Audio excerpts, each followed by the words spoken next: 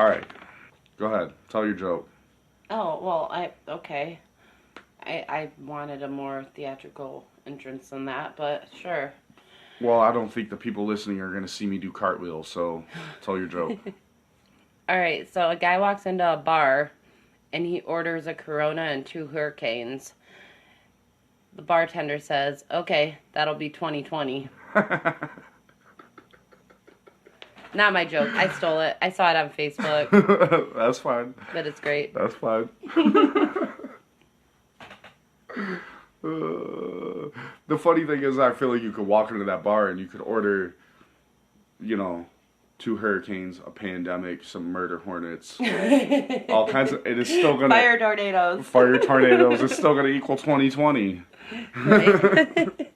That's just like their The more go-to you price. order, the less it costs. Yeah, this year sucks. Yeah. No, the murder hornets and the fire tornadoes are just like a free appetizer. That I do not want. No. Yeah, 2020 sucks. So, tonight we're talking about some stuff that's a little different than the stuff we normally talk about. Normally we talk about some fun stuff, cool subjects. This one's a little grim compared to most of the stuff we talk about. Getting dark. Yeah, a little bit. And honestly, let me say first, like, I said it over and over, every episode, we're not getting into conspiracy theories. I'm not touching conspiracy theories. It's not my thing. Unless you want us to, then let us know. I'll talk him into it. No, that's not going to happen. Okay. But this one is almost going to sound like a conspiracy theory episode. But the difference is, everything that we're going to talk about tonight, absolutely 100% can be proven. And I'm going to post all of the stuff you need to prove it on the social media throughout the week. Well, I mean, you guys will, by the time you guys hear this episode, you will have already seen all the social media posts. But, I mean, there's 20,000 pages of government documents to back up everything that we're about to talk about. Hashtag facts. I'm already annoying you, aren't I? A little bit. No, it's alright.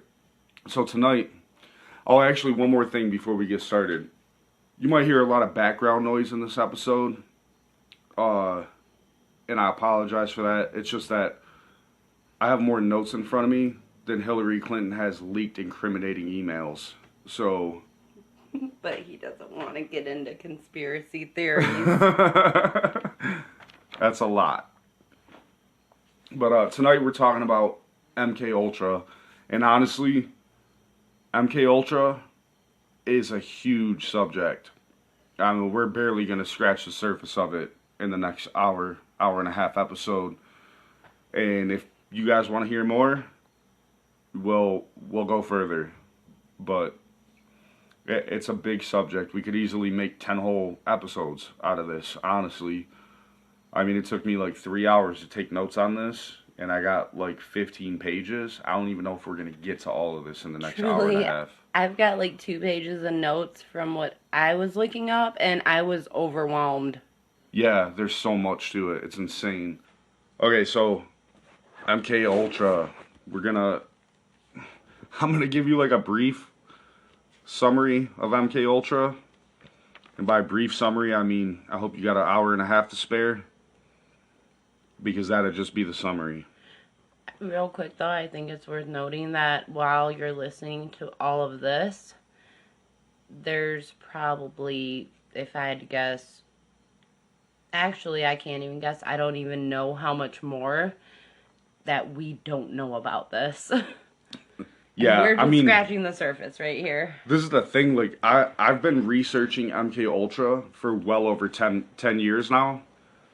And even, like, today when I got into some stuff to take notes and stuff for this episode, I started uncovering stuff that I didn't know. And 10 years of research, off and on, over the years, I still found stuff 10 years later that I didn't know. So if that gives you an idea, it's a very expansive subject. So We're just gonna jump into it. I'll start reading the notes. So MK Ultra, which was also called the CIA mind control program, it was huge. It was huge. It ran from, I believe, 55, right, till about 1973. I know 73 is when it was like completely disbanded. Yeah, Yeah. I know they did some cutbacks. Uh, I want to say it was like late 60s. They started cutting it back a little, getting rid of some personnel, cutting back on the scope of the projects and stuff. But I mean, this program ran for almost 20 years. Started with the Cold War, right? No, I think it was a bit before that. It was I believe it started during the Korean War. It was 55, so yeah, I think that would be the Korean War. Uh, it's insane. Some, if not all, of the experiments that they did were considered illegal. All right, they experimented on humans. The idea was to identify and develop drugs and procedures to be used in interrogations to force confessions through mind control. So in 1955, they started this project with the idea of creating mind control. They wanted to be able to control people's minds, supposedly for the sake of forcing confessions from people who didn't want to confess to things. Now, MK Ultra was organized through the Office of Scientific Intelligence of the CIA and coordinated with the United States Army Biological Warfare Laboratories. Okay, that's crazy all by itself. It was officially sanctioned in 1953. It was reduced in scope in 64 and further curtailed in 1967, which means over time they slowly cut back personnel and resources that they were putting into it. All right, and it officially was halted in 1973. Makes me wonder why.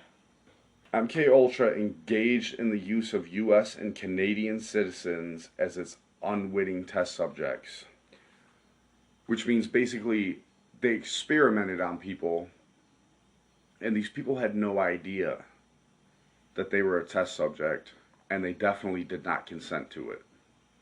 Because how could you consent to something that you didn't know was happening? Okay. Now I'm gonna. Illegal.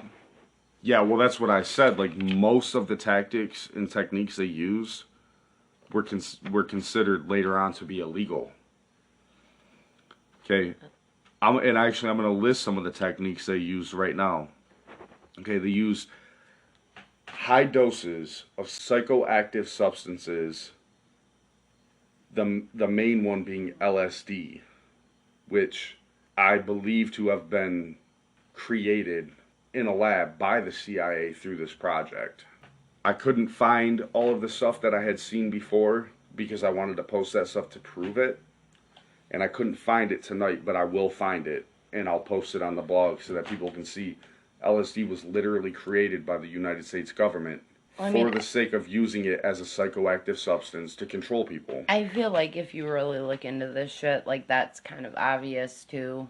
So, Well, but we'll post obvious to links some and is stuff silly to others because some people can read it and connect the dots and be like, how could that not be true?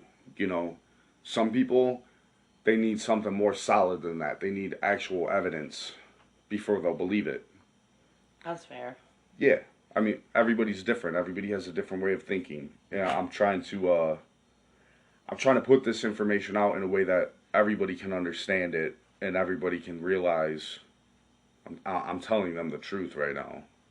LSD absolutely was created by the United States government for the sake of controlling people. All right. So the next one was, these are the techniques that they used. High doses of psychoactive substances, including LSD and others. They use electroshock, hypnosis, sensory deprivation, isolation, verbal and sexual abuse, and other forms of torture. That alone, right there, we don't even have to go any further. That's as disturbing as it gets. It's fucking sick. You're telling me that our own government used verbal and sexual abuse and other forms of torture on people? Because this is the thing people need to understand. Supposedly, they were developing this program for the sake of using it in interrogations and things like that. The whole idea behind it was supposedly when it came out later on, which we'll get to in a second. I'm kind of jumping ahead here, but we'll get to it in a second.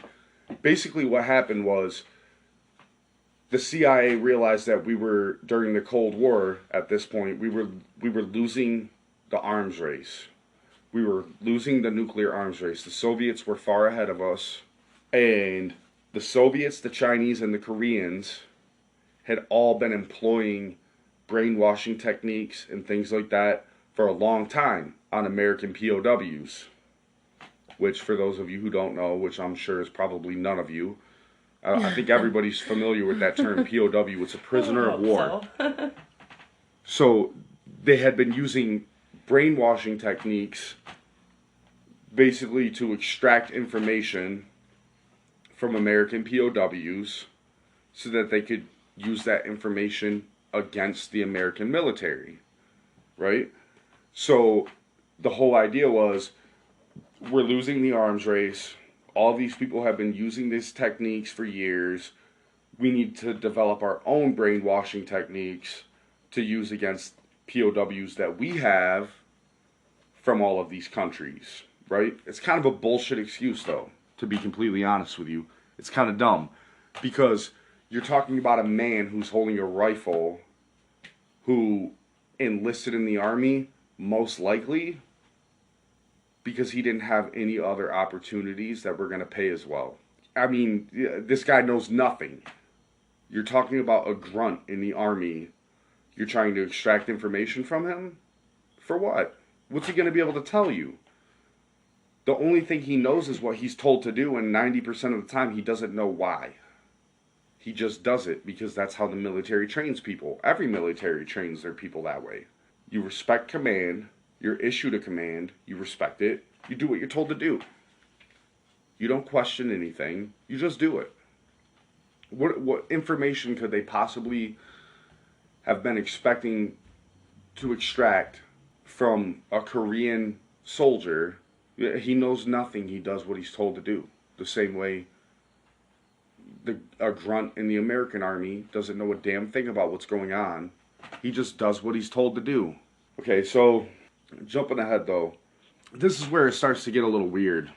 MK Ultra research was undertaken at more than 80 institutions, including colleges and universities, hospitals, prisons, and pharmaceutical companies. Think about that. MK Ultra was developing projects to control people's minds, and they were operating at colleges and universities, hospitals, prisons, and pharmaceutical companies. Okay, now let's get into the next one. The CIA operated through front organizations. Now, for anybody who's not familiar with what that means, I read that and I'm not sure what that means, so. think of the mafia. The mafia always had a good front, right? No matter what their business is, you know, like, watch the movie Goodfellas. The cab stand in that movie was a front business. It was just a normal little pizza place. You could go in. It was like a convenience store. They sold pizza. You know, you could go in there and get what you need. But at night, they were holding high-stakes poker games upstairs. And they were making hundreds of thousands of dollars off of high-stakes poker games where they made $1,000 throughout the day in, you know, selling you Coca-Cola. That's a front business. It looks legitimate from the outside, but it's far from legitimate. So the CIA operated MK Ultra through these front organizations. They look legitimate from the outside, but they were far from legitimate. Okay? And now the thing about it is, in some cases, the top officials of these businesses knew that there was some form of CIA involvement in what they were doing. They didn't know why, but they knew that there was some form of CIA presence there. Okay, most of the cases, they had no fucking idea what they were actually involved in. They had no clue. MK Ultra was first brought to public attention in 1975 by the Church Committee, which was basically Congress. It was there was a congressman, his last name was Church, and he was kind of leading the committee. But it was basically Congress and the Rockefeller Commission. Funny last name. Church. Church and Rockefeller. But they basically were the first ones to bring it to the public's attention that this was going on. Okay, and I believe that was in 1975. Okay, the program started in 55. It was first brought to the public's attention in 75. Okay, this is where shit gets a little weird. The investigative efforts were hampered by CIA Director Richard Helms. Okay, he ordered all MK Ultra documents to be destroyed in 1973. Okay, in 1973, he ordered MK Ultra documents to be destroyed. Because Richard Helms ordered all of the MK Ultra documents to be destroyed in 73, when they finally, uncovered that all of these things were going on, the investigation relied on sworn testimony of direct participants. Which, if you don't know why that's an issue, look at the O.J. Simpson case. He was sworn under oath too. And then 20 years later, he wrote a book about how he absolutely did it, but, whatever. He had a good lawyer. So now we're going to get into the origins. All of the things that transpired that, led to the MK Ultra program happening in the first place. Okay? So, MK Ultra apparently was a continuation of the work begun in World War II era Japanese and Nazi facilities. So basically what happened was, in World War II, Japan and especially the Nazis had different facilities where they were using the tactics that MK Ultra later went on to develop even further. Okay, and now we're talking. A lot of people have heard of the stories of like Nazi doctors who did some really insane, bizarre shit, experimenting on the Jews and stuff like that. That happened in Japan too. Maybe not to the same extent, but I think it was more so Nazi concentration camps than anything. But now this happened under Operation Paperclip. So for those of you who aren't familiar with Operation Paperclip, after World War II ended, America used Operation Paperclip to recruit Nazi scientists and doctors to come to America, and they were granted diplomatic immunity, and they came to this country to continue their research. Instead of charging these different doctors and things with war crimes, they decided to recruit them to continue their war crimes in America while America was not in a state of war. And one of the most notable ones that probably everyone has heard of, I would think, is Werner Braun, who created basically all of the technology that we use to go to space now. Is he related to Eva Braun? I don't know. That's a good question. I think his name was actually like Werner Van Braun. I don't remember. He's actually not in my notes. That was purely off memory. But he came to America and he started developing rockets and different technologies for NASA so that they could, fake a moon landing. But, okay, so my next note was, and I covered this a little bit earlier, MK Ultra was created to use on POWs in response to similar tactics being used by Soviet, Chinese, and North Korean armies against American POWs. So basically, what happened was during the Cold War, America realized they were losing the nuclear arms race, and there were all these countries who had prisoners of war who were Americans, and they were using these brainwashing tactics and all these different things on them to get them to, release secrets about America and our strategies in war and things like that. So America decided we're going to do the same thing because we're losing the arms race anyways. We're going to create these programs to try to brainwash POWs and get them to spill secrets about all of our enemies. Okay? So some of the objectives of the American government, specifically the CIA, when they developed MK Ultra, on that basis was they wanted to be able to manipulate foreign leaders. Okay, and one of the things that they absolutely 100% without a shadow of a doubt, it can be proven, they had several schemes that they had developed where they were going to drug Fidel Castro, and they were going to do this to basically overthrow the Cuban government and put in place a government that they seen fit. Okay, now they also were known to, MK Ultra was known to conduct experiments without knowledge or consent, which means a lot of these people, however they obtained these people, they were part of these experiments, and they had no idea that they were actually they were a part of a CIA experiment. This is kind of a weird thing, honestly. This is one of the things I read that really troubled me, but in some cases, academic researchers were funded through grants from CIA front organizations, but were unaware that the CIA was using their work for these purposes. Which means the government, the CIA had all of these front organizations like we talked about earlier, and these front organizations were funding different academics, different groups, things like that. They were funding their research, but these people they were just accepting the money to continue their work, right? Who wouldn't? About to pave the way to me talking about one of my least favorite people in the entire world. And I just realized he was my least favorite person in the last 24 hours. Is it Gottlieb? Nope, not that guy. Wow. Well, we'll get into him in a minute anyways. But, I mean, basically the idea is imagine this, okay? You grow up and you have all of these ideas and stuff, right? Whatever they may be.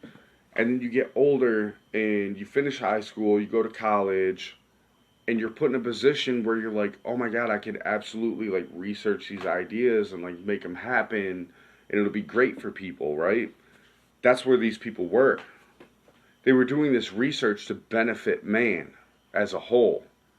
And the CIA was funding this, and these people had no idea that their research was not being used the way they intended.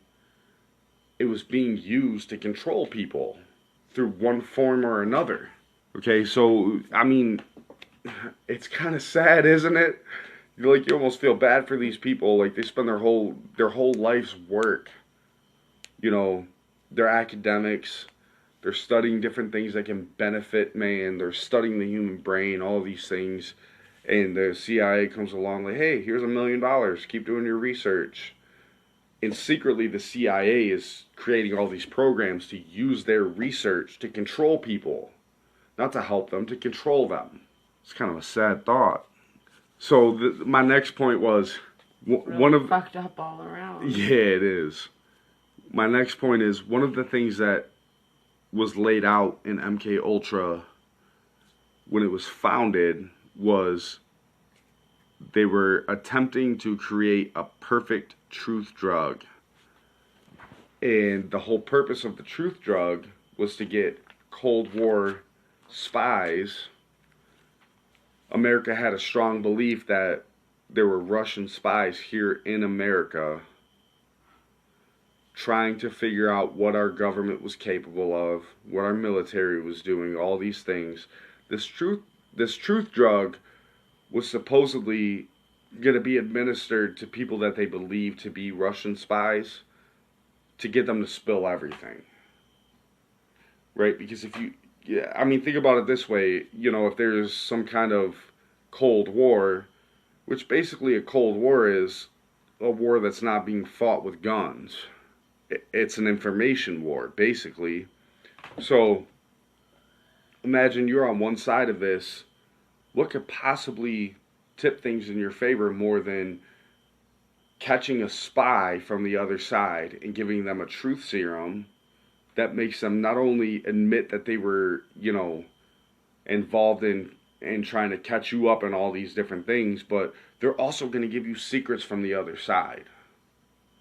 Right? Like if you're a Russian spy and you're given this truth serum, you're absolutely going to spill anything you know about Russia and what they were trying to do at the time, right? That makes sense. I mean, it's unethical for sure, but at least it makes sense. Okay? You can't see me nodding, but yes. But now this is where this is where shit starts to get really, really dark, okay? Now, there were 150 sub-projects under MK Ultra that were completely funded. 150 sub-projects that the United States government only has names of. They have no idea what the project was or what the scope of that project was. They only have names because the director of the FBI, Richard Helms, ordered for all of the documents to be destroyed. And what happened was with the Watergate scandal, he got spooked and he was like, they're really going to start probing all aspects of the government to see how deep this goes. He was like, burn everything. So 150 fucking sub-projects that are unaccounted for. We only have names. We have no idea what they were or what the scope of those projects were. Okay, one of the projects that we are able to identify and know what it was is a project called Sub-Project 54. Project 54 was the Navy's top secret perfect concussion program. Okay, supposedly, as far as anyone knows, this program did not go any further than the theoretical stage. Okay, the Navy proposed this program under MK Ultra. It was cleared to go, but supposedly it never went anywhere. They never did anything with it. But like I said, 150 funded projects that we have no idea what they are or the scope of them. So who knows? But Sub-Project 54, the Navy's top secret perfect concussion program, was a program that they were trying to develop where they would use subneural frequency blasts to erase memory in a human. So imagine this. I feel like pretty much everyone has seen the movies Men in Black. At least one of them. And they would do this thing where they would put these glasses on, and then they would pull a little pen out of their, blazer pocket, and they would click a button on it, and there would be a flash, and then anybody in the area who wasn't wearing these glasses, their memory would be erased. They got that idea from somewhere, and it was MK Ultra. That's exactly what Project 54 was. They were developing a subneural frequency blast that would erase the human memory. Now, my big question has always been, if this program was developed primarily for interrogating POWs and things like that and trying to extract information from them, why would you erase the memory of someone that you were trying to extract information from? That doesn't make much sense, does it? I mean, kind of. Maybe afterwards. If you got their information, what they had to tell you, and they And then didn't want any record of. Yeah, that them actually does even make sense. Knowing that you interrogated them that way. Right, because then they go back and they be like, I didn't tell them nothing. Right? Because you wouldn't Or remember telling them or that they would shit. even go back and tell everyone who cared that they didn't know anything. That makes Like, they sense. had no idea. That makes sense. That actually does make a lot of sense. I'm glad you brought that up. So now we're going to talk about the scale of MK Ultra. MK Ultra itself, because there's like, well, like I said, there's 150 different projects that are unaccounted for. All they have is names because the documents were destroyed. There's only a handful of projects that existed under MK Ultra that we even can talk about because they're available, you know. So basically, this was the outline for MK Ultra itself. When they founded MK Ultra, these were the guidelines that they set out that they were trying to accomplish. Okay, and now normally something only ends when, say, hypothetically speaking, you start a project, right, and you have goals for that project. That project is only going to end when either those goals have been met or you deem them goals unattainable, right? Okay, so these were the goals, and a lot of them, MK Ultra itself, a lot of these goals were based around substances. Okay, like LSD was one example I think we talked about already. They basically were trying to create different substances that they could use for different things. And all of this was under the guise that they were using it for interrogations.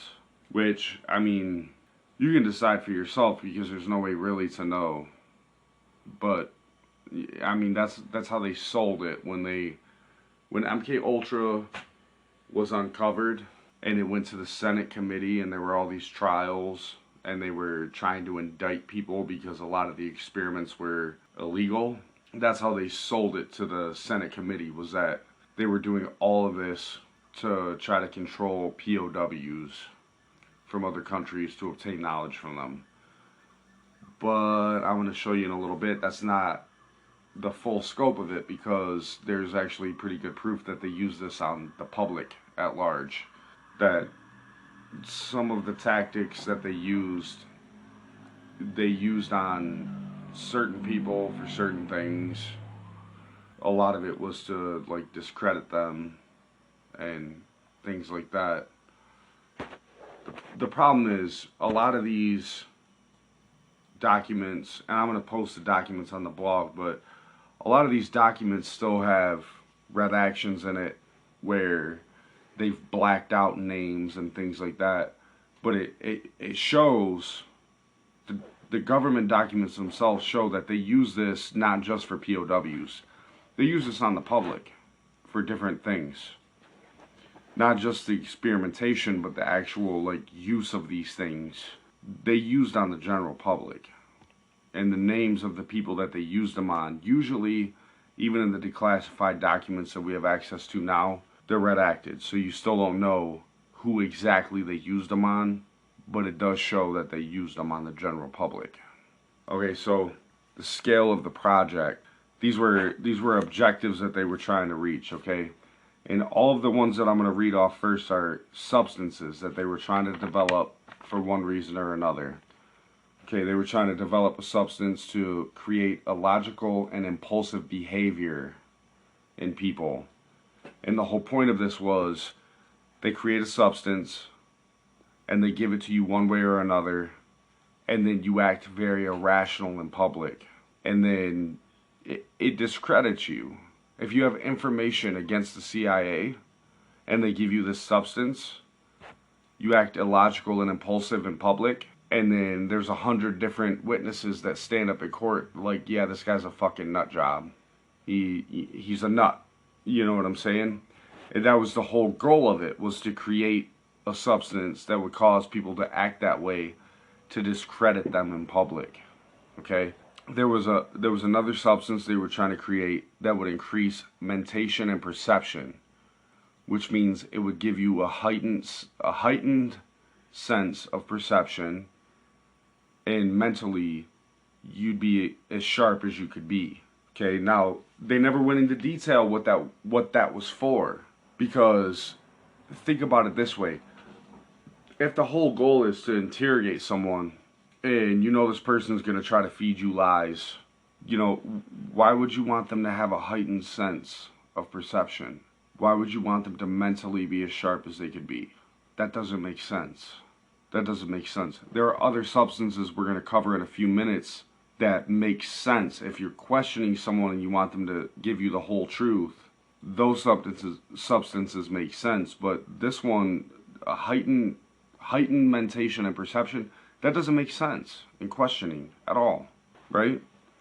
Okay, then they were trying to create another substance. They were trying to create two substances. One would basically make alcohol have no effect or a lessened effect in the human body. So if you took this substance and you were drinking alcohol, it wouldn't affect you the way that alcohol would normally affect you, right? But they were also trying to create another one that gave you a heightened sense. When you were drinking alcohol, it would amplify the effects of the alcohol. Now, if you're being questioned and they know you know something and they want you to admit to it, amplifying the effect makes sense, right? Because it's that old saying, a drunk mind sings a sober tune. If you know something and you're extremely drunk, it's really hard for a drunk person to be dishonest. Everybody knows that. But to negate the effects of alcohol, that doesn't make sense. What were you doing that you needed people to not feel the effects of alcohol? That doesn't make sense. Okay? Now, they were trying to create a substance that would imitate the signs of recognizable diseases. So, like, okay, in your mind, what's a recognizable disease? If you've seen someone in public acting or behaving a certain way, what disease would you be like, oh, they probably have this and just don't know it? Schizophrenia. Schizophrenia, what else? Dissociation disorder. But you would recognize that by the way a person acts? I mean, I don't know if I would... I wouldn't sit there and be like, oh yeah, this person has that, but I feel like from what I know of those disorders... Do you feel like if a person did have it, you'd recognize I'd be like, it? hey, maybe that's what's going on with them. You know the big one that's always come to my mind when I read this is MS. Multiple sclerosis. Multiple sclerosis? Yes. Please that's cut what I'm that. Multiple sclerosis, yes. But think about it, like, okay, like Montel Jordan, he has MS, right? Michael Fox, he has MS. It's very recognizable. Michael Fox has Parkinson's. Okay, I'm not gonna... Is it? I thought he had MS. I thought it was... No, he has Parkinson's. I thought Michael J. Fox had MS. Maybe I'm wrong. Maybe I'm just remembering wrong. I don't know. But even just think of Montel Jordan. You know, you see him out in public, he's got that tremble to him. You know, things like that. Like, that's very recognizable. When you see someone famous who all of a sudden they're like trembling and, you know, you're like, oh no, does he have MS? You know, that's what the whole goal of this was. They were trying to create a drug or multiple drugs that would imitate in the short term the symptoms of a recognizable disease. How, if the whole idea is you're using this program to interrogate people and get them to spill secrets, how exactly does a drug that imitates a disease for over the short term, how does that get them to tell you things that they don't want to tell you? Do you think a North Korean POW is going to feel bad for you because you're showing signs of MS? And they're going to be like, oh, you know what, I'm going to tell you everything. No, there's got to be more to that. Why would that be relevant to interrogation? It isn't. It seems more like maybe, because a big part of this is there were several things that we're trying to do to discredit people, right?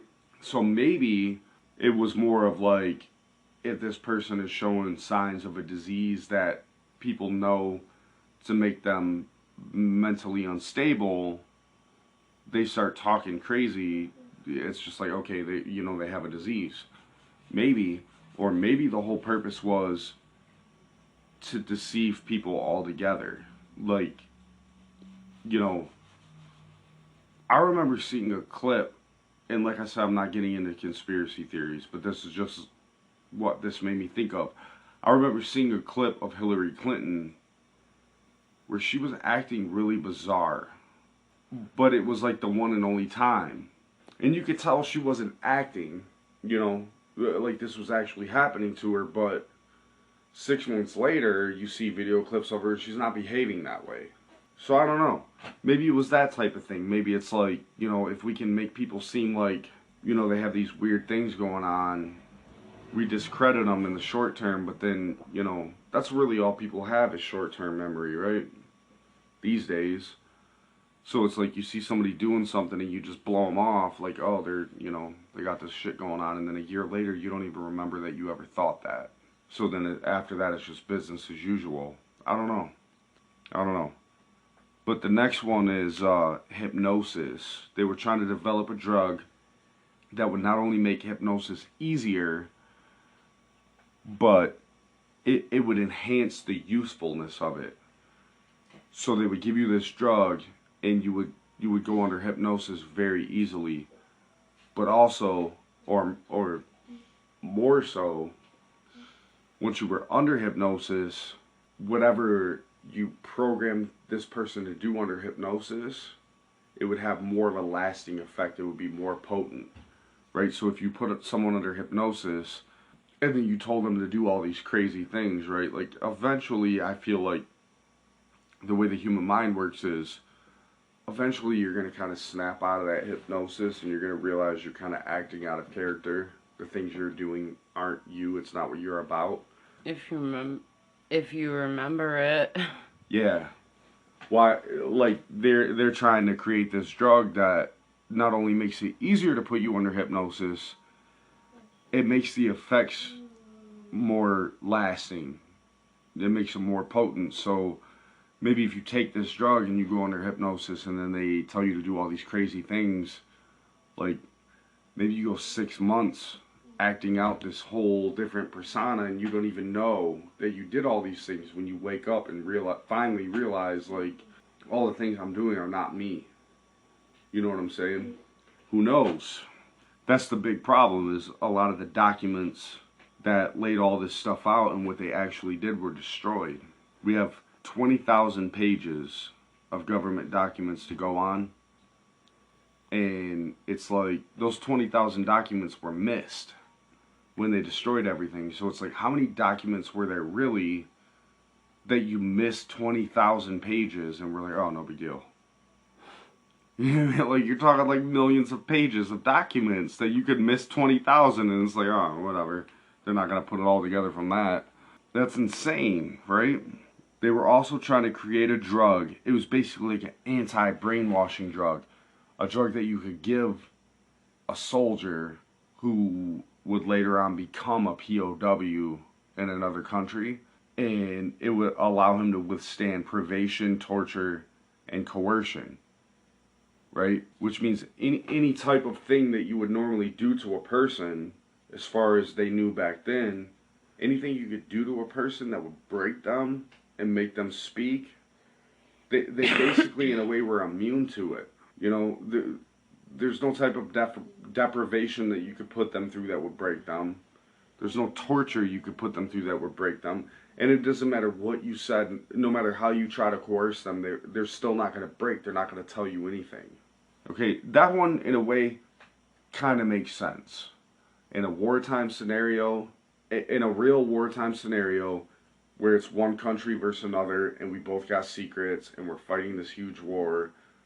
You know, there's POWs on both sides. People know shit they don't want the other side to know. That one kind of, in a way, makes sense. Whether it's ethical or not, no, it's really not. But at least it makes sense that that would be someone's thought. Like, let's make this person immune to questioning. Okay. They also were trying to create a drug that, if you were given this drug, you would have amnesia prior and present while you were on this drug. So anything that happened in the short term before you took this drug, and anything that happened while you were on this drug, you would have no recollection of, right? You had no recollection at all. Complete amnesia in the short term, okay? Now, they also tried to create a drug that would produce physical disablement. They were trying to develop some kind of drug that they could low-key give to a person that would, some of the things, these are a couple of the conditions that they named that they were trying to produce with this drug. Okay, paralysis of the legs, which means they give you this drug and you can't walk anymore. And then acute anemia, which means your blood thins. And I'm sure anybody listening who's anemic will tell you when your blood is that thin, it makes everything hard. Because oxygen doesn't travel to your muscles and shit the way that it's supposed to. Right? When your blood is thin and it's not forming optimally, you know, overall you just feel weak. In a way, that's a disability all on its own because, you know, you can seem perfectly normal, but if the oxygen isn't flowing to your muscles and your brain the way it's supposed to, you're slow, you're sluggish, your body doesn't react the way it would normally, right? They were also trying to create a drug that caused pure euphoria with no, like, drawback to that. You know, it's like, I mean, I guess I've never really done any, like, real drugs, you know? Like, I've smoked weed here and there, like, you know, alcohol, stuff like that. Normal Yay, people weed. shit. Yay, weed. But, like, I've never really done any, like, hard drugs, anything like that. But I feel like anybody who might be listening to this, will tell you, like, a lot of drugs will give you that. They'll give you, like, a pure euphoria. But after a while, there's, like, a kickback where you almost, like, it's hard to explain, but it's almost like that euphoria was bullshit and you realize it, right? They were trying to develop a drug that they could administer to people that would create that pure euphoria, but there was no drawback to it. You know, there was no consequence to it. It would just be pure euphoria. You wouldn't 3 hours later have some kind of like guilt trip within yourself, like, oh, I felt so good about all this stuff, but it's not right, you know? Like, no, it's not going to do that to you. That's what they were trying to develop, a drug that didn't do that. It was just pure euphoria. And see, that's one of the ones to me that does make sense, because a euphoric person, if you ask them questions, they feel good, they're happy. They're not going to lie to you. They're just going to tell the truth, and there's no drawbacks to that. It's all honesty, right? Kind of makes sense that they would want to, you know, invoke that feeling in people that they were questioning. All right, so Kind of really makes sense. yeah, like a really happy person is going to be honest with you, right? Especially when they feel like nothing can take that feeling away from them, right? You get a normal everyday person who's like kind of 50-50. They've had their ups and downs. You ask them a question, they're going to tell you whatever they feel like, and you're not going to take that away from them. You know, it doesn't matter what you got on them, none of that shit. Especially in the case of like a POW who's loyal to their country. Question them, you're like, oh, you know, you ask them all these questions and they're like, yeah, eat shit, how about that? That's not going to change. But you give them a pill that makes them euphoric and they're really happy, they're going to tell you everything, right? I mean, think about alcohol. That's a good example. Like, alcohol has a stage when you've been drinking where it makes you euphoric in a way, and you're brutally honest, you know? And that's just how it is. You tell the truth, a lot of that shit, and by morning you usually don't even remember it. At least I don't. Another substance that they were trying to create was a substance that would alter a person's personality to the point they are very susceptible to becoming dependent on another person.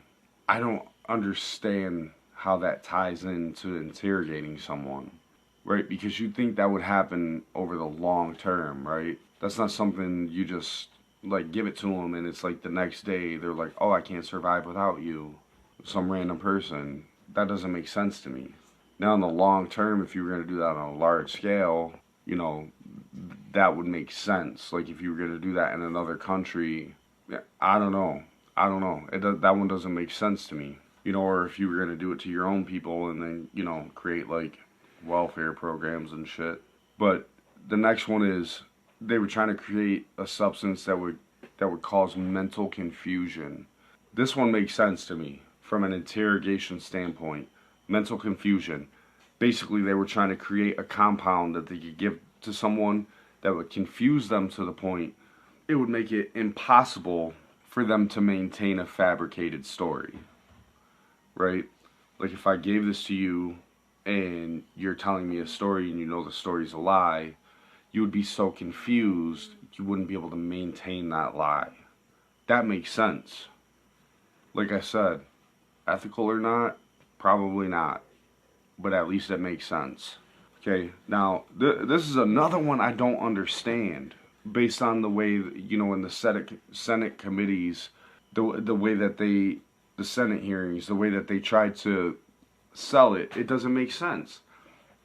They were trying to create a compound that would lower the ambition and general working efficiency of men if it was administered in untraceable amounts.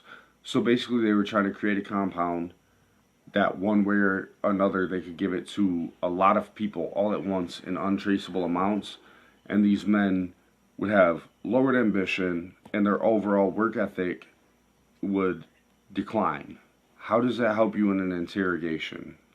To me, that sounds more of like like crowd control type thing than I don't even know if crowd control is the word.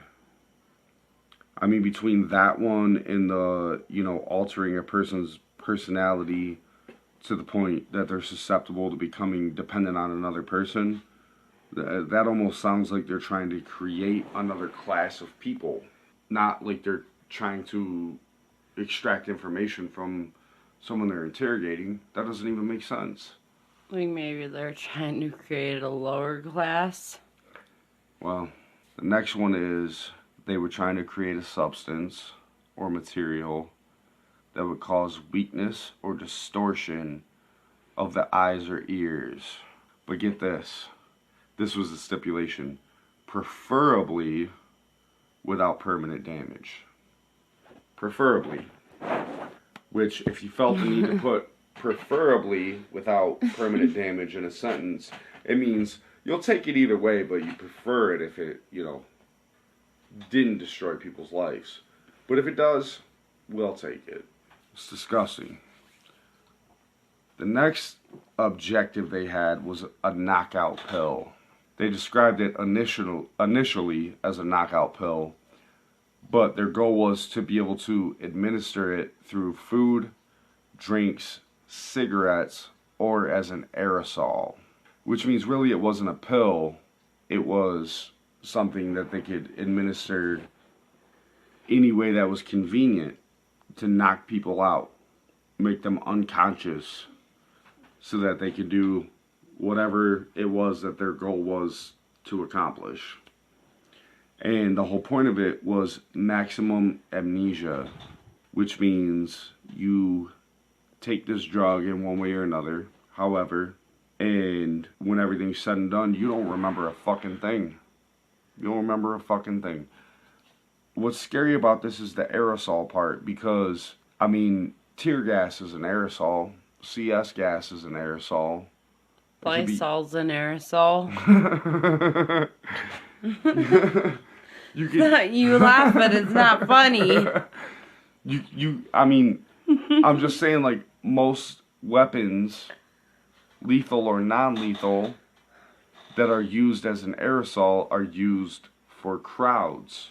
So it's like, what was your goal if your goal was to create an aerosol spray that would cause maximum amnesia? You're going to throw this gas out there into a crowd, and in the morning, they're not going to remember even having been where they were, that they got hit with this aerosol. So what exactly are you planning that you need this kind of knockout aerosol? It doesn't make sense, especially considering they sold it as all of this whole program was designed for interrogating POWs. It doesn't make sense. I really hate it here. It's my input. Well, that's the thing, like, I'm not trying to get into conspiracy theories. We made that clear at the beginning. I'm just kind of leaving it open-ended so that people can think for themselves. No conspiracy theory. I hate No, it here. no. Well, that's the thing. Kind of like in a conspiracy theory would be me telling you, oh, they used it for this. No, I'm not gonna do that. I'm just telling you, it doesn't make sense to me, personally, that they would develop an aerosol to do this unless they were using it on crowds. And from there, if you want to, do more research, figure it out for yourself. I'm just telling you how I feel. Now, the next one was they tried to create a substance that made it impossible to perform physical activities when administered in small doses. Again, how does that help you interrogate someone? I guess unless you're torturing them or waterboarding them and you don't, you're being lazy and don't want them to fight back. How does that help you interrogate someone? It doesn't make sense. So, now we talked about this a little earlier on. The church committee and the Rockefeller committee, they in 75 began to investigate claims that the CIA was doing some really shady shit. Okay? And now because in 73 Richard Helms, the director of the CIA, ordered for all of the MK Ultra documents to be destroyed because of the Watergate scandal. He was afraid that they were going to be exposed through that. He ordered for everything to be destroyed.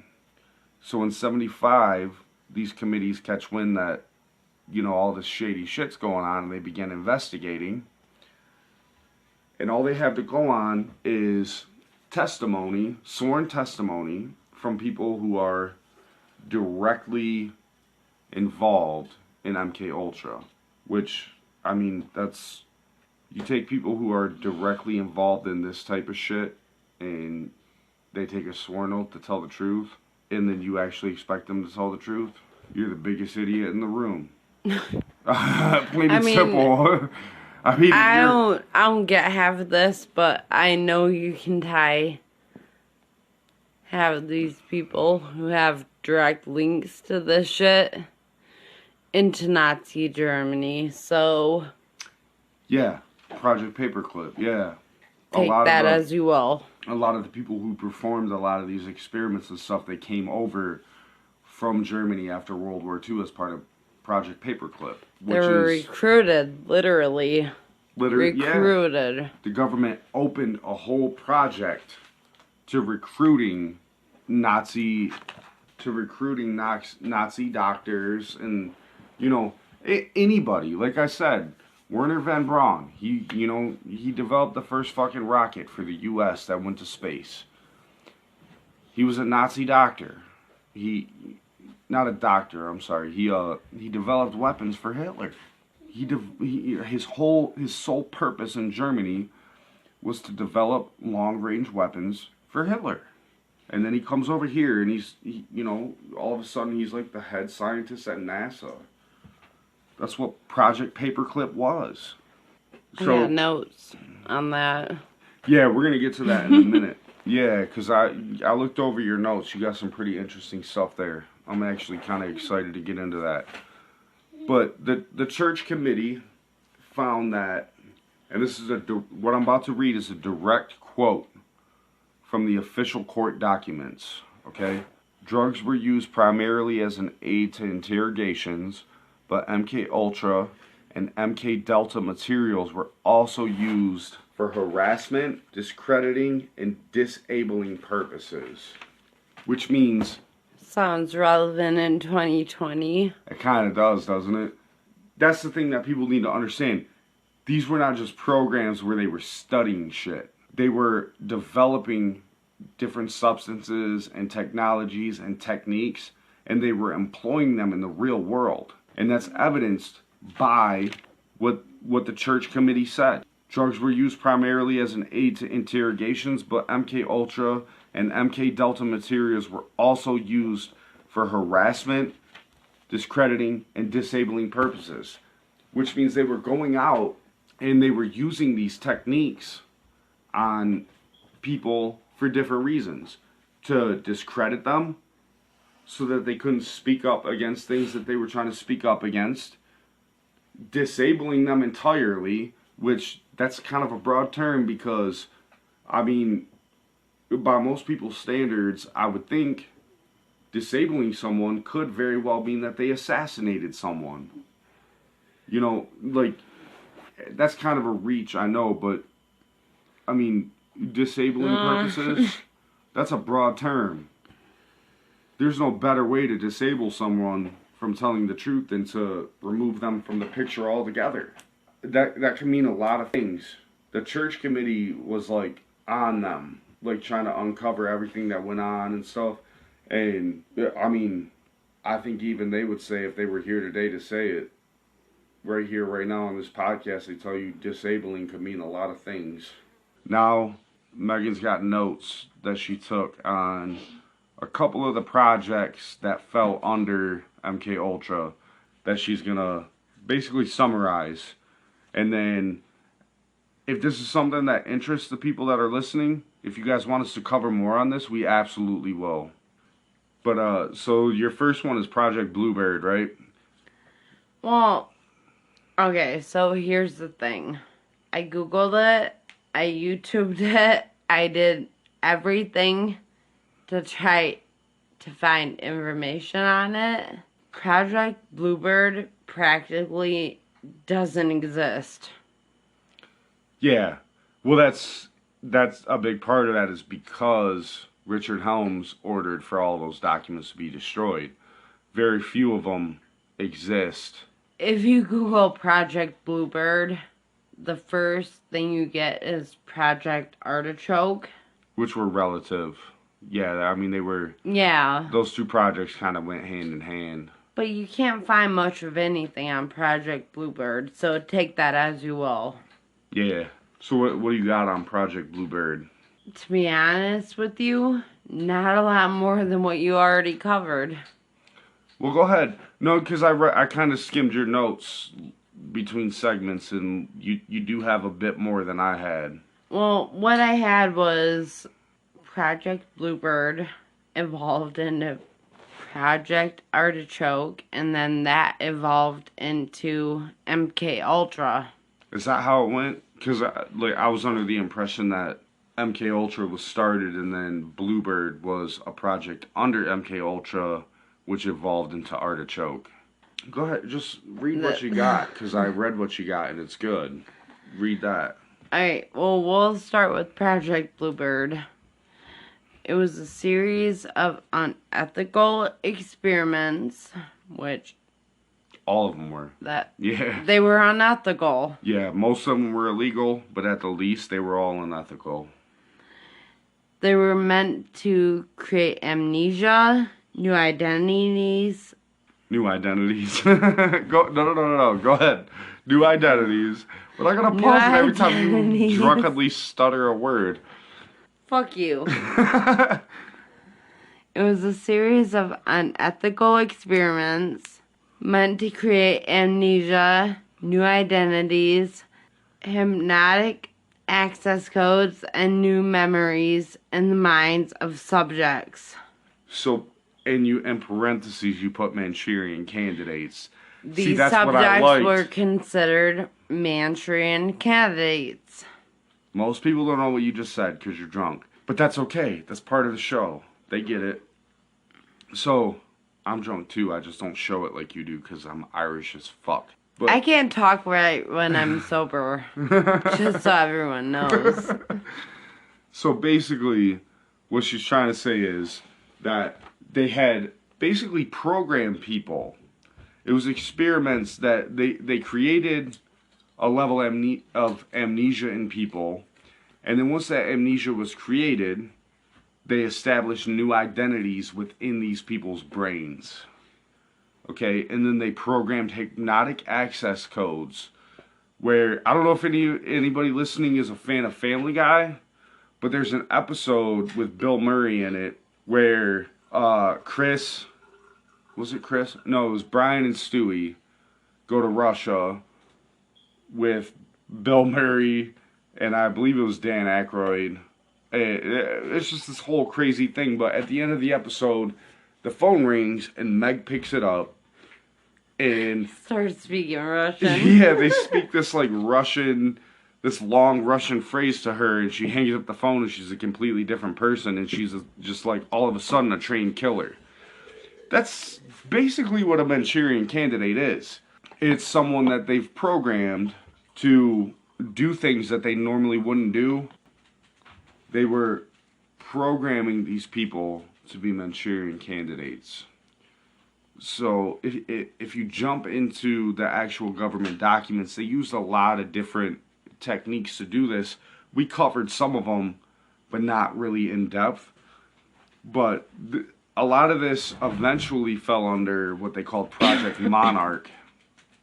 And what Project Monarch was basically they were creating different types of people, and how they did it was, it's really disturbing. I'm not going to go completely into it. If you want to, I'm absolutely going to post the documents so that everyone can read it for themselves. But they use all different types of torture. It's disturbing. I'm not going to get into it. I don't want to get into it. But basically what they would do is they would split your personality. And once your personality had fragmented, and how they would do this is, like I said, different types of torture.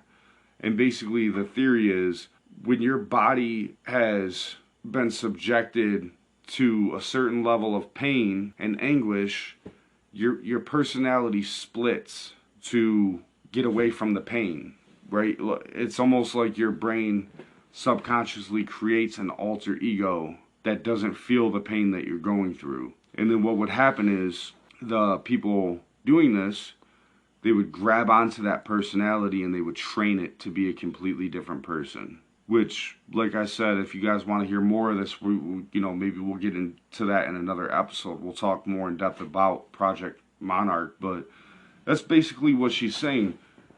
These experiments, they would create a level of amnesia, and then once that happened, through pain and suffering, they would give you a new identity, and then they would create a hypnotic access code where, it's just like you see on TV and the movies. Like, the phone rings, you pick up the phone, someone will say a phrase, and then you're a completely different person.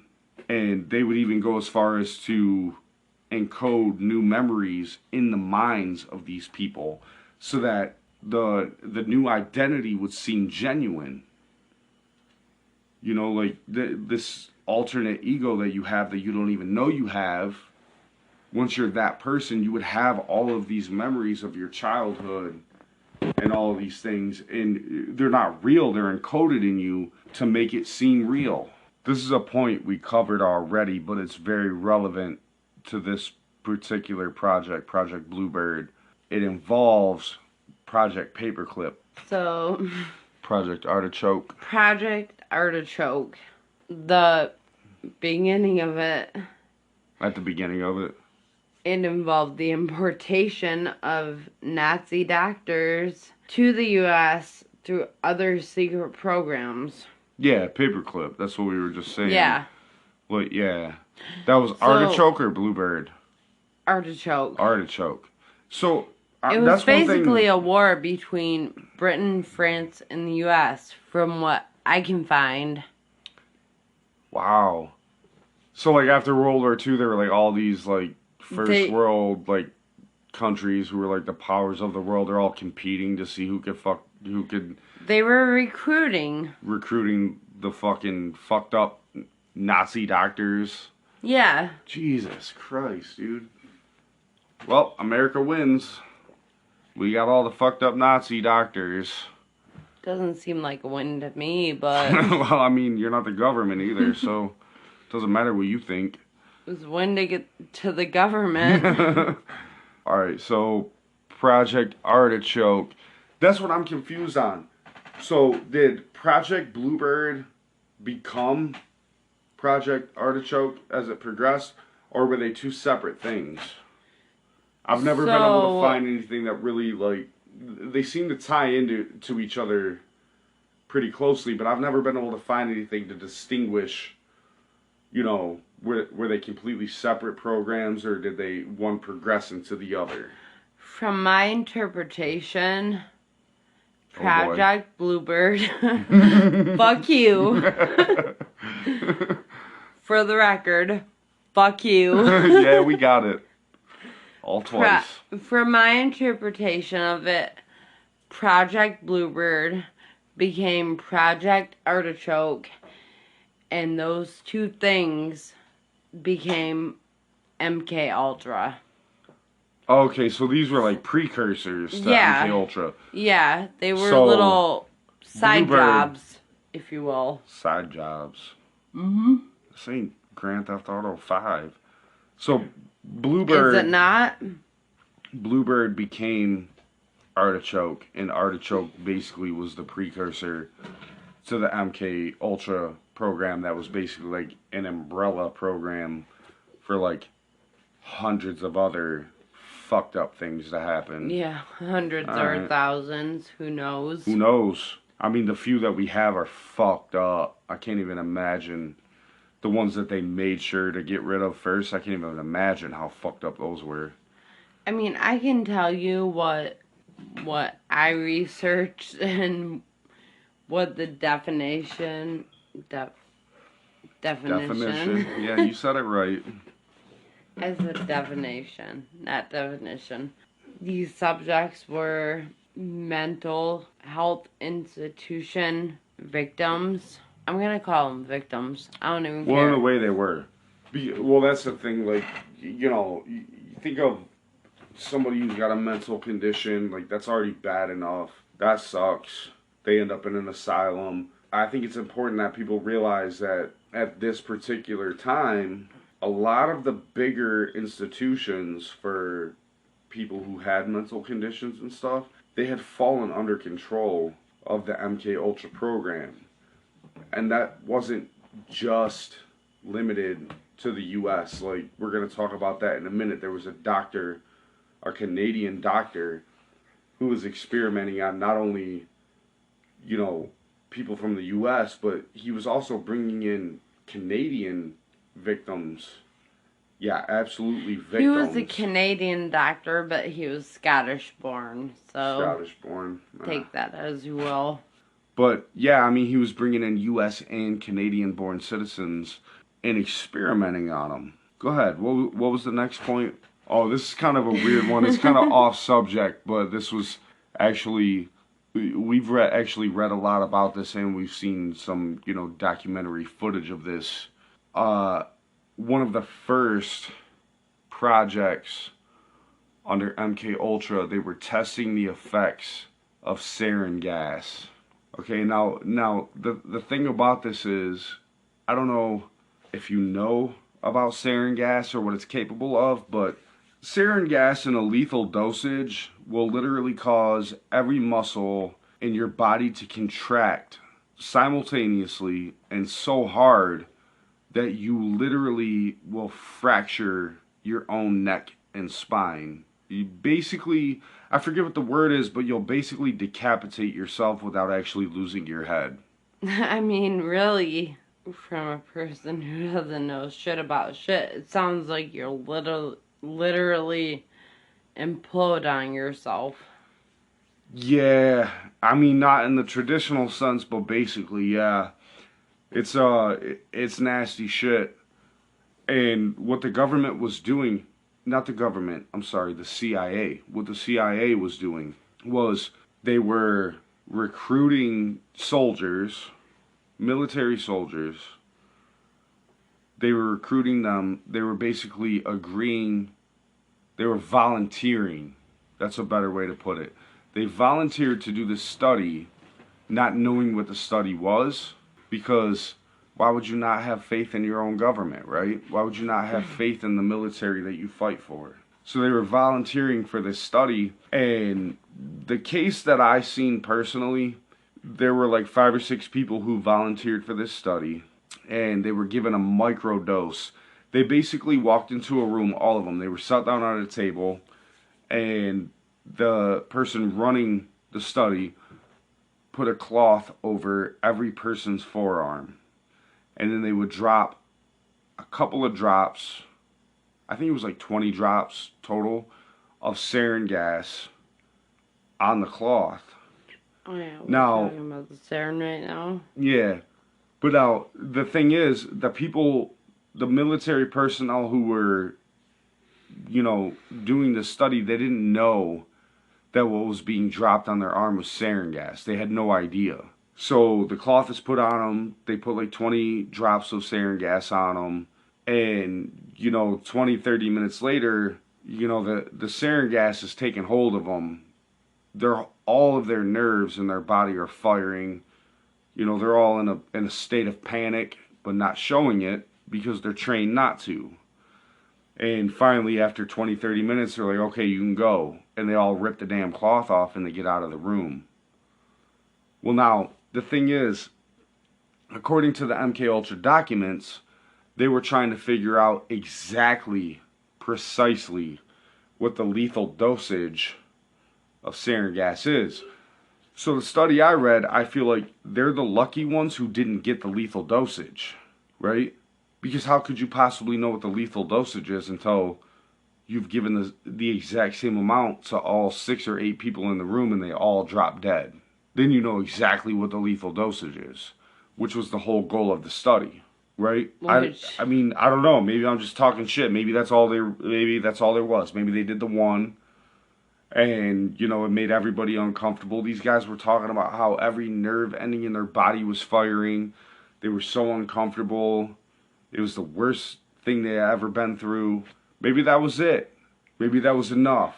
I don't know. This is purely speculation that I feel like they went from this study to the Tuskegee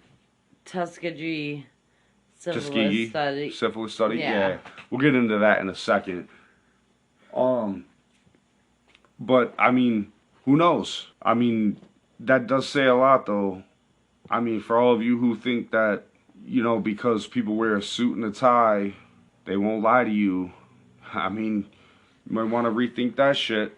Because if our own government, our own military is willing to experiment on their own personnel, like, that says a lot. And for all of you who are like, oh, well, that was like 60 years ago. Yeah, times were much simpler back then.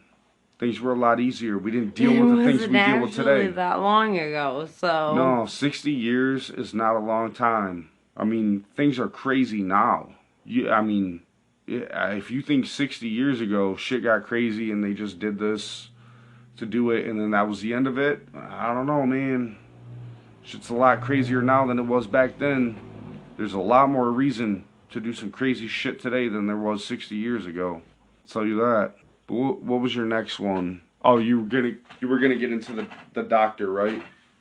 The Canadian doctor. Yeah, that piece of shit. Yeah. Go ahead. What was his name?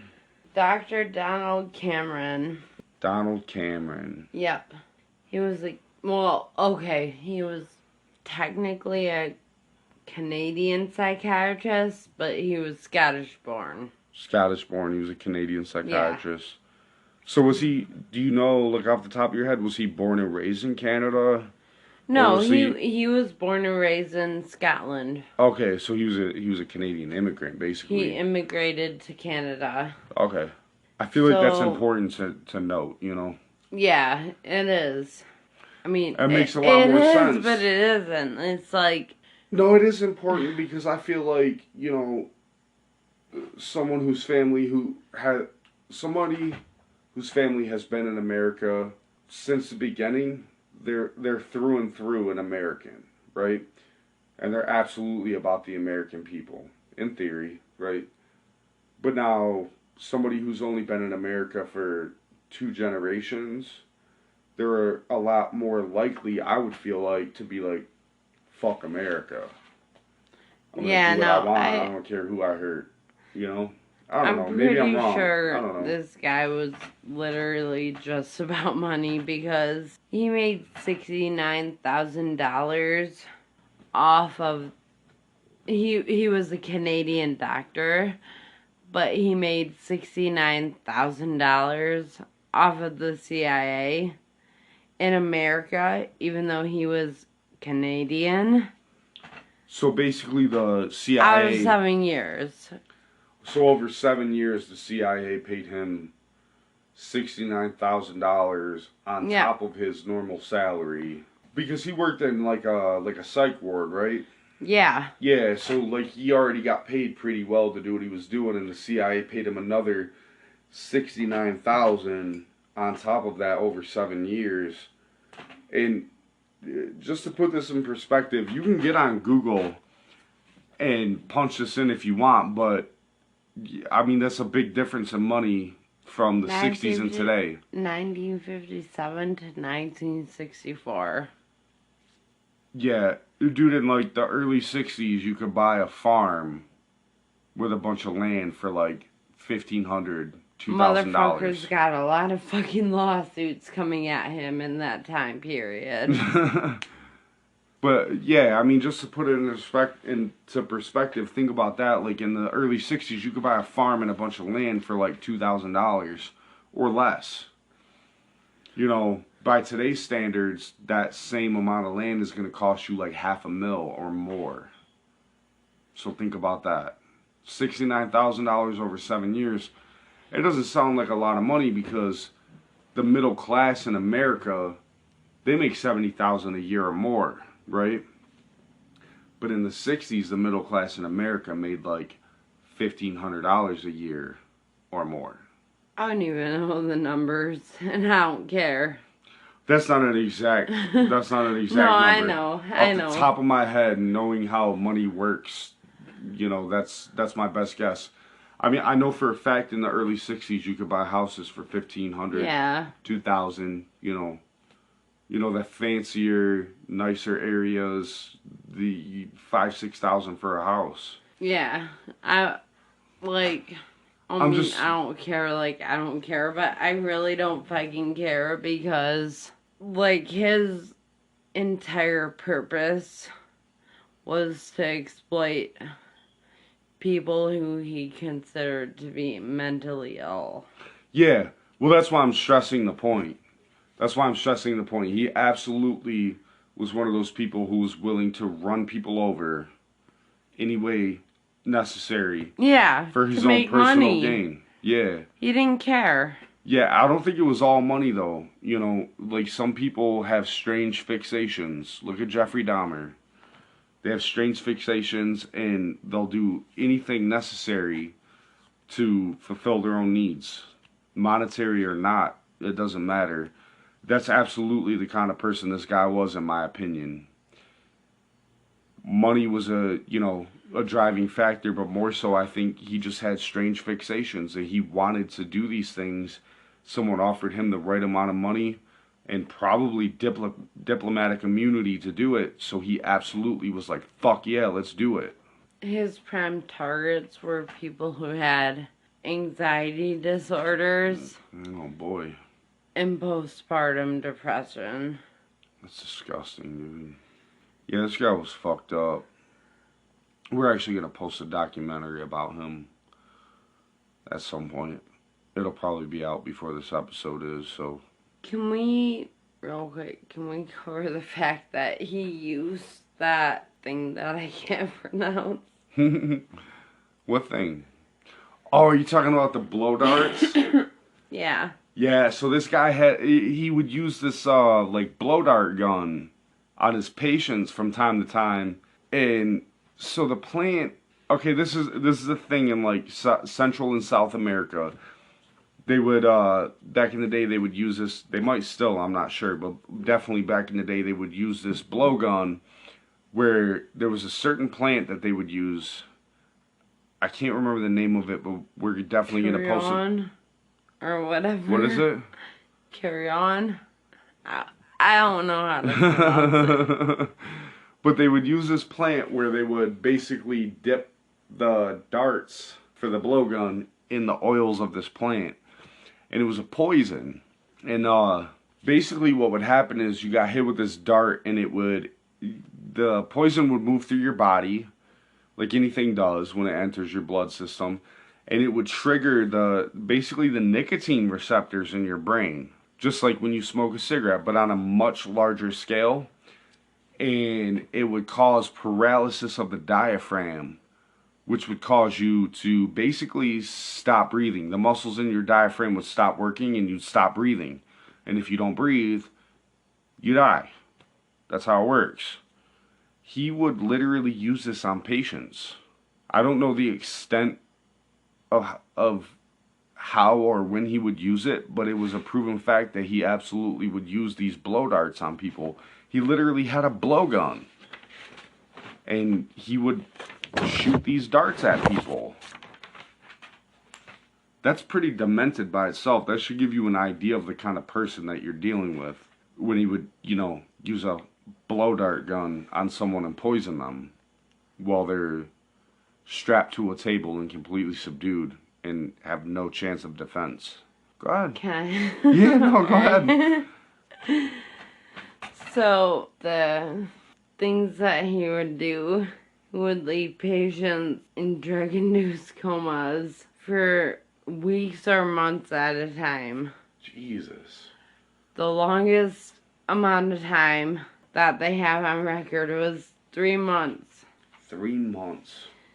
He would leave them in drug-induced comas for up to 3 months at a time. And while they were in these comas, these drug-induced comas, he would play tapes of just random noises or basic statements. So, basically, you've heard of people, buying tapes where they, listen to them while they're sleeping, and it helps them, get over bad habits and shit like that, right? So it's kind of the same thing, in a way. That's what you meant, right? Like, you would play tapes with, repeating statements. Yeah. And it would, in a way, it would, program these people to think or behave a certain way. That's fucking nuts. The longest known patient to go through that was 3 months straight. 3 months straight? So, let me get this straight. Not like this person was under this man's care for 3 months. This person was in a coma, listening to the same repeated messages over and over for 3 whole months. You could just shoot me in the fucking face. If that happens to me, if I go into a coma and somebody's like, we're just going to replay these messages over and over for 3 months, just shoot me in the fucking face. I'd fucking love to get a hold of the person who had to go through that. That's sad, ain't it? That's fucking Fucking rough. heartbreaking. Yeah, it is. Yeah. Actually, I'm gonna post the video on probably Facebook and maybe Instagram. But we watched a video shortly before we recorded this, actually earlier today, about this doctor, and there was a woman on there who was 19 years old. Dr. Cameron. Fuck you, by the way, if you're listening to this. He's not listening to this, I promise you that. This woman was 19 years old and basically fell under his care. And it was the simplest thing, if I remember rightly. It was exactly postpartum depression. Yeah, exactly what Megan said. It was postpartum depression.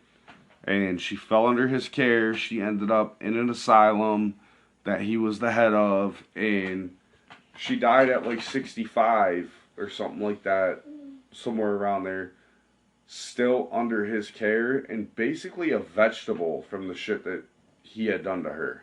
I'm gonna go back and look it up, but she went through electroshock therapy. I don't even know how many times in a year. Nobody can understand you. You're so drunk. Let me paraphrase. She went through electroshock therapy a lot. Electroshock therapy, it was kind of one of those fringe things. I feel like some doctors kind of pushed into that, being experimental. But overall, everyone knew at the least it was unethical. And this woman went under more electroshock therapy in 1 year than most patients would go through in their whole lifetime if they lived at this asylum. their whole lifetime.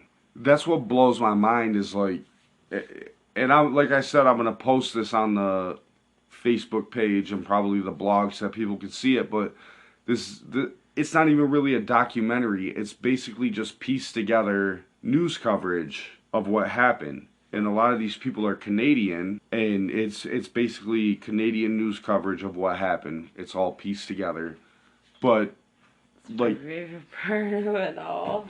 there's so many people who fell under this doctor's care who, you know, didn't die, but in essence they lost their lives because of this man and what he was doing. Like some of these people were really young when they fell under his care, and by the time they were released from his care and all of this, all this madness had come to light and was being exposed, they were already like middle age or beyond. And it's like, how do you, when you go under someone's care when you're 18, 19 years old, and then, 25, 30 years later, you're released into the fucking public after all the fucked up shit this person has done to you. How do you just continue your life after that? How do you come out of this as, 40, 50, 60 years old?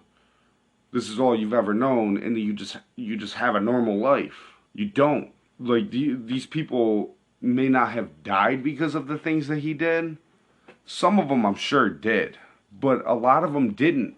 But they still lost their lives to what this man was doing. They'll never have a life. Your 20s, 30s, 40s, like those are the best years of your life, depending on who you ask. But like they'll never get to experience a lot of the things that everyone else did because of this man. And it was all sanctioned by the CIA. It was all paid for by the CIA, and it was all paid for the purpose of creating mind control programs so that they could control anyone and make them do anything they wanted.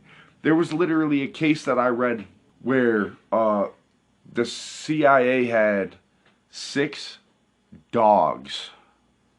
6 dogs that they had implanted chips in their head where they could literally remote control the dog. And this was in the 50s. You're talking in 1955, 1956, 67, or I'm sorry, 50, 55, 56, 57, somewhere around there. Maybe even a little later. I'm not exactly sure what the timeline on that was, but they were putting chips in the brains of dogs so that they can remote control them to do whatever they wanted them to do. Like, MK Ultra overall is just, like, it's fucked up. It's all fucked up. I don't even know what else to say. It here. I don't know, man. But, we're definitely I think we're gonna get more into this. I was kind of gonna leave it up to everyone else, everyone listening. If you guys want to hear more, please let us know somehow. Yeah, no, fuck that. You all want to hear more. Let us know on Facebook, Instagram. Like, we got 100 different social media accounts. We're even on Flickr. So I don't know what Flickr is, but Flickr's cool. It's like a photography website, but I post a lot of like inspirational quotes based on what the next episode is. I won't be able to do that with this one, but there's no inspiration to this. But yeah, I have an inspirational quote. If you suck, you suck. Thank God for post-editing. Megan's drunk, so I think my point was we're on like everything: Facebook, Twitter, Instagram. All the big ones. We're on there. YouTube. You can leave us a YouTube comment on this video. Whatever, however, it doesn't matter. Leave us a voice message on Anchor. If you want to hear more about this type of stuff, we absolutely are willing to do more episodes like this. But it's kind of a grim subject, and I don't want to post more episodes like this if nobody cares to hear them. I'm about kicking knowledge, so Y'all suck if you want to not suck as much as you do. Alright, I'll shut up. Yeah, please. Nobody even knows what you're saying. You're so fucking drunk right now. Yeah, let us know somehow. If you want to hear more like this, we absolutely will post more. If you don't, let us know that too, and we'll stop posting shit like this. We'll go back to, more upbeat things. We're fine with that too. But I think we're just about done for the night, right? Yes. Yeah. So if there's a part 2 of this episode, it's we're gonna get more in depth.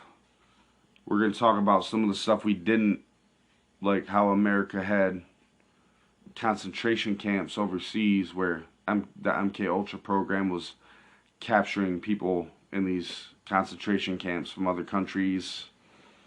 Stuff like that. Interesting I really stuff. fucking hate it here. Yeah, I think you might have said that 6 or 13,000 times now. Worthy of saying. But alright, you got anything before we go? No, you don't. You're drunk. Alright. Nah, I don't. See you next week. Thanks for listening.